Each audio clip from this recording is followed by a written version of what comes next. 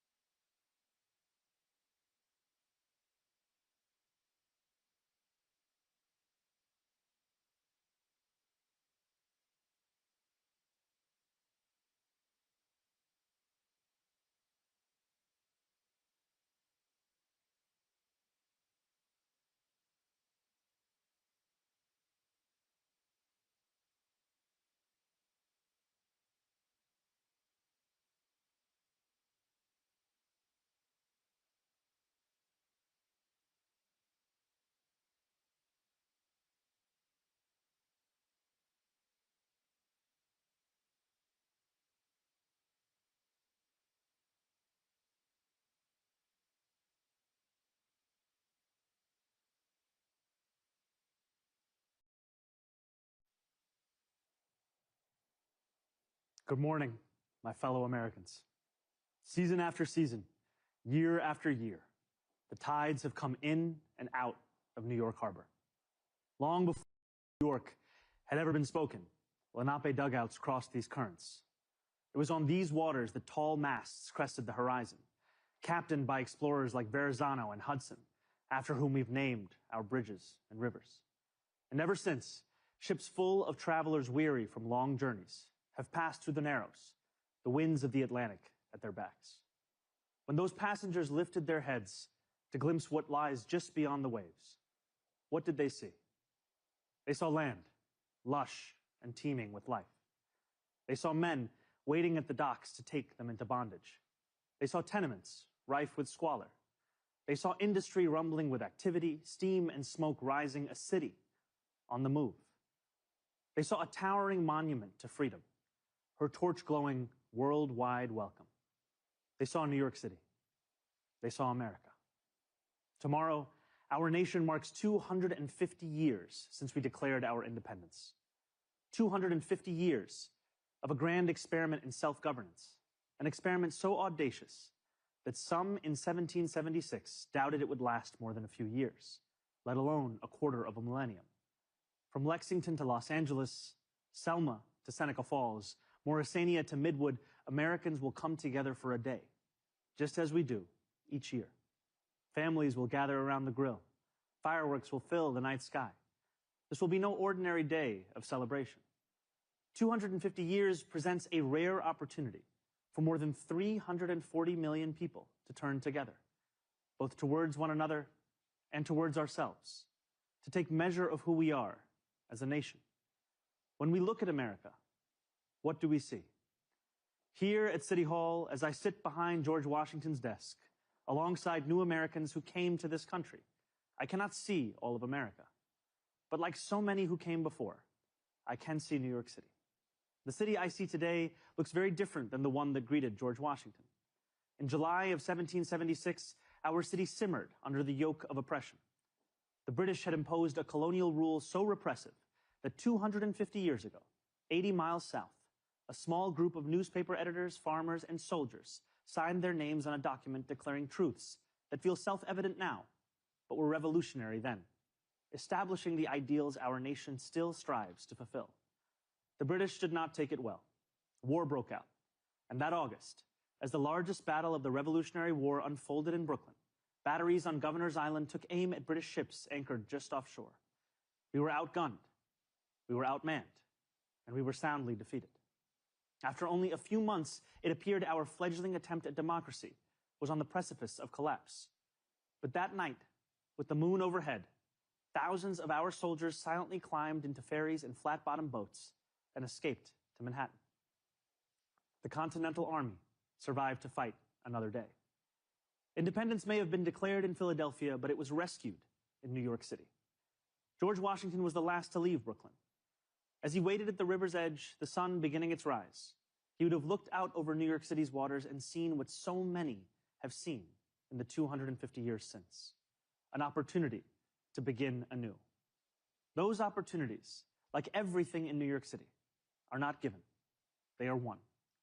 In 1838, 11 years after New York outlawed slavery, a recently emancipated black man by the name of James Weeks sought to begin anew as well, and to help hundreds of others do the same.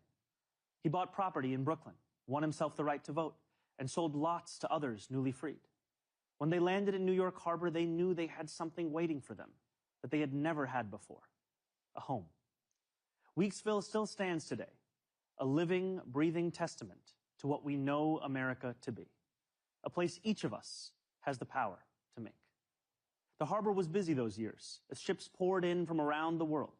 Hundreds of thousands of Irish immigrants arrived with stomachs aching from a famine manufactured by imperial cruelty. Chinese sailors settled in what is today Chinatown. Millions more traveled under the Statue of Liberty and through Ellis Island. Jewish people escaping pogroms, Italians fleeing poverty, Syrians seeking economic opportunity. Each of these new arrivals peered through portholes onto a city that was changing as fast as the nation. They saw merchants peddling their wares on the docks, streets being laid out on a grid, buildings rising into the clouds. They could not yet see the nativism they would face, the jobs they would be refused, the landlords who would not rent to them, and the abject labor and living conditions they would withstand. But no matter how much smog hung over the harbor, they still saw an opportunity to begin anew. Over the years that followed, despite laws enacted by the federal government to bar their entry, despite sweatshop fires that killed hundreds of women, despite riots aimed at their very existence, immigrants made homes here in New York City, and they helped to make New York City. That legacy of every generation of Americans insisting that the right to life, liberty, and the pursuit of happiness extends to them too, is no relic of the past. It carried millions of Black Americans north during the Great Migration. It drew hundreds of thousands of Puerto Ricans to New York City after the Second World War.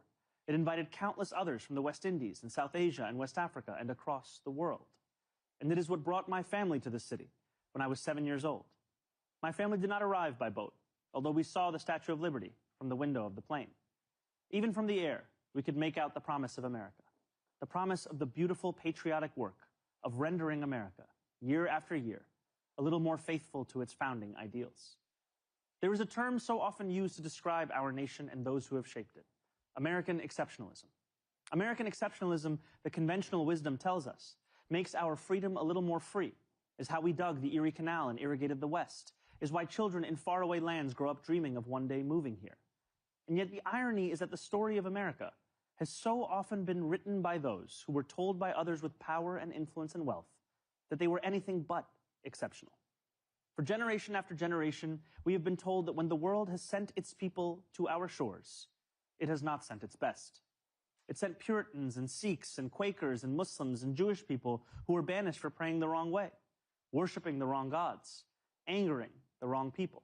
It sent peasants and serfs from slums and shtetls who were treated as less because they hardly owned clothes, let alone land. It sent immigrants from whom power was something someone else had. We are told that America is exceptional because we are richer, stronger, more powerful than everyone else. The truth, my friends, is that America is exceptional because here, nothing is fixed into place. The frontier may be closed, we may have walked on the moon, but the work of fulfilling the values first enshrined in the Declaration of Independence, that work endures, and it belongs to us all. It belongs too to our newest Americans, those standing here with me today, all of whom were recently naturalized. Nearly a decade ago, I too felt what you feel, the joy of no longer being just a New Yorker, but an American too. You each hold a special power, the power to determine what America means. The powerful have always known their answer. America, in their view, is an arena of supremacy, where only a select few are allowed freedom, where not all are created equal. America, if you ask them, becomes less the more people it welcomes. America, they will tell you, belongs only to those with the right accent or the right shade of skin. The rest of us, they insist, should be grateful for merely being allowed to visit. How small they are, how weak, how unoriginal. At every moment in our past, those who led through exclusion and isolation have tried to win power and enrich themselves by turning us against one another. Division is the oldest trick in politics and the cheapest. But time and again, including 250 years ago, those forces of division have been vanquished by the forces of progress. As Thomas Paine once wrote, "This new world hath been the asylum for the persecuted lovers of civil and religious liberty. Hither have they fled." And yet today, too many of our leaders do not believe in a vision of this nation as an asylum for the persecuted, but rather as one that persecutes those seeking asylum. As we mark 250 years, what do we see? We see a city of contradictions within a nation of contradictions. We see the wealthiest country in the history of the world, one where children go to sleep hungry while the world's first trillionaire hungers for more. We see monopolies that dominate every industry and oligarchs who buy elections. We see masked agents terrorizing our streets, eating food cooked by our undocumented neighbors before spiriting them away in unmarked vans. We see a nation whose immense wealth has been built by those with calloused, dirt-streaked hands, those who toil on factory floors and chisel into stone. And we see a nation that has allowed so much of that wealth to be held instead in the soft hands of a precious few. Yes, we see America in a health insurance industry that exploits the sick, but that is not all we see when we look for America. We see it too in the nurse who works a double shift and then stops on her way home to check on an ailing neighbor. Yes, we see America in corporate landlords for whom negligence is a business model. We see it too in the father who tucks his children into bed beneath a ceiling stained with leaks, who wakes before dawn to go to work and still believes his country can do better by his family. Yes, we see America when we spend our tax dollars on bombs and bailouts, when we sell our elections to the highest bidder. Yet we see it just as clearly in every American who still believes this country belongs to we, the people. We see America each time neighbors link arms with neighbors, without asking how long they have lived here or what papers they have, as ICE invades our neighborhoods. We see America each time those young and old stand in the beating rain or the stifling heat to cast their ballots. We see America each time working people demand more, not just for themselves, but for their fellow Americans. There are some who respond to those who ask for more from America with a simple refrain. Love it or leave it, they say. But patriotism has never been about pretending our nation is without flaws. Patriotism is every act of righteous dissent. It is every march led under the heavy sun. It is every protest held a decade before its time. It is precisely because we love this nation that we will not leave it. After all, who loves America more than those who have sacrificed so much to make it free? Today, I think not only of the 4th of July, I think too of the 9th of July. 5 days after the Declaration of Independence was signed, it arrived here in our New York City. Redcoats had disembarked on Staten Island. More than 100 British ships loomed just offshore. Across this city, the Continental Army prepared for an invasion. George Washington commanded his brigades to assemble just a few feet from this building. It was known then as the Commons. Today, we call it City Hall Park. There, within range of British guns, Washington ordered his generals to read the Declaration aloud. And with the world's mightiest empire poised to attack, Washington told the people of New York City what we will celebrate tomorrow, that we had declared our independence, that freedom was within reach. That evening, danger loomed. Conflict was not a question, but a certainty. And yet when those early New Yorkers marched toward the statue of King George III that stood in the Bowling Green, a statue they would melt down into bullets for their young army, they walked in unison, grounded not in the pursuit of plunder, but in ideals that for the first time had a name: America. Those ideals upon which our nation was built, they are strong enough to endure any authoritarian regime, but only if we reach for them. Ours is a nation working each day towards the perfection in which it was conceived, a nation striving each day to better itself. Therein lies the work of America, the striving, the bettering, the reaching towards perfection. What a privilege each of us has to live in a nation that every one of its inhabitants can shape. What a responsibility each of us possesses to prove ourselves worthy of all those who came before. What power each of us holds to bring America ever closer to the greatness so many have seen when they looked upon these shores, the greatness that for 250 years has been America. Thank you. God bless America. God bless New York City. And happy 4th of July.